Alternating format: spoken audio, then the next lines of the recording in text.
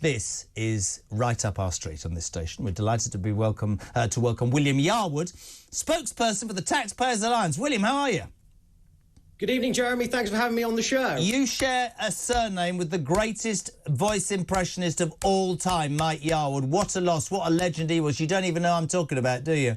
I do actually, Jeremy, because for most of my life I've been asked, am I related to him? And the answer, of course, is always no. Sad that. You'd have been a lot richer. I'm only joking. Now, this is you lot. I'm going to let you do this. This is what you've done, and thank you for sharing it with us. This is about councils and the number of bleeding bins that they are giving people in the just does my head in. You go for it, Mr. Yarwood. Yeah, well, we at the TPA have just released the latest paper, which was released just this morning, regarding the number of council bins that your council collects. And we've gone all around the UK, so all the different regions are included in this. And we found some quite worrying figures, Jeremy, namely that there are multiple councils, namely 3, that are making local taxpayers collect 10 bins, and there are regions in the UK, such as Wales, which is the highest region in the UK. Of course it is. Labour run. Go on. Labour run. Which in Wales, the average number of bins a household has is 6. And I know this personally, Jeremy, because where I used to live in Flintshire, I had to take 6 bins out when I lived at home. Just explain to me what the hell you're putting in 6 bins. I mean, I struggle, right? We've got more kids than Boris Johnson. All I've got is this poxy little bin. I got another one. We've got we've got cardboard. We've got garden waste. And now I've got 4. Now I've got 2 because of the sheer number of children in the house.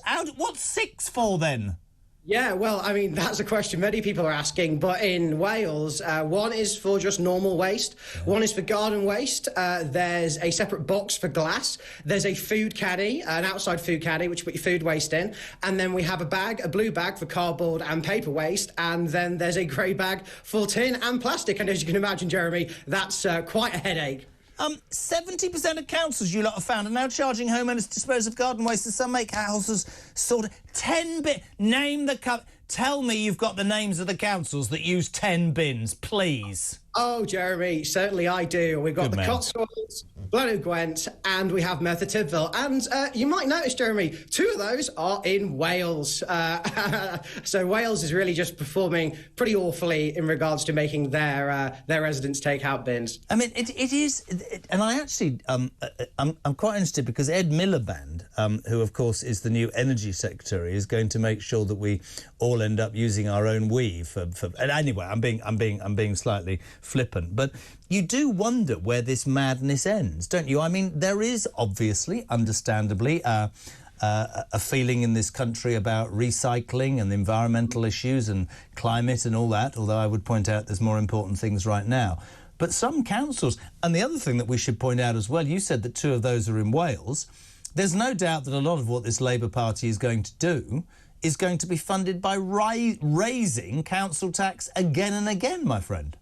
Oh, absolutely. And over the last year, Jeremy, we found that council tax increased by 5.1% on average. And if you think that's bad, it's nothing compared to what it's raised since 2010-11, which is, it's been tripled, Jeremy, quite frankly. So we're paying triple the amount of council tax that taxpayers were paying back in 2010, and yet they're being forced to suffer worse services and deal with more bins. And quite frankly, Jeremy, I don't know about you, I don't think it's on. I completely agree, although Ben in South Wales thinks we're horrendous, both of us. He says, when did talk radio become the Tory propaganda machine? Where is your neutrality, Carl? History tells us the private sector can't govern itself and needs legislation to make sure it works for the majority and not the minority.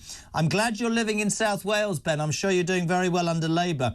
Jez, Tynemouth is beside Whitley Bay up in Newcastle, where you were, so I think you pronounced it correctly. Scott from Fife, keep on smiling. Absolutely, thank you for sticking up for me. And that gentleman who made that thing, that's right, Tynemouth is in fact up north in Northumberland, God's country. We love the Taxpayers Allowance. Are you like us wondering whether the world's going to end here in Great Britain very soon?